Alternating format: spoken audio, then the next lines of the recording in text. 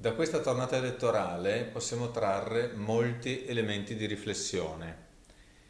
Al di là delle specificità di ciascun centro, piccolo o grande che fosse, infatti, siamo in presenza di una curva della storia.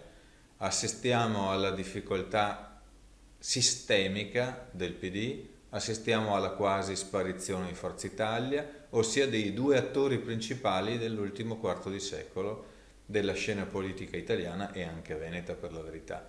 C'è un altro soggetto che cresce a dismisura, naturalmente a scapito del suo alleato storico. Mi riferisco naturalmente alla Lega, che ha un trend di crescita apparentemente inarrestabile. Mi viene da dire che dovremmo forse domandarci, con un pizzico di provocatorietà, fino a che punto la Lega può crescere. E infine il quarto punto attiene al Movimento 5 Stelle.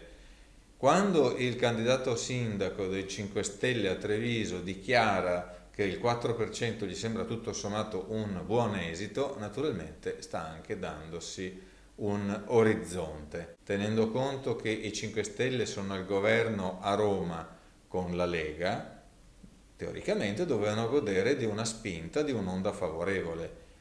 Assistiamo invece alla loro estrema difficoltà al radicamento nei territori e alla conferma della loro incapacità sostanziale, quantomeno al nord, di proporre un ceto dirigente nuovo, credibile, con un progetto calato nei territori e conseguentemente anche capace di essere in grado di esprimere una leadership vera, profonda, duratura.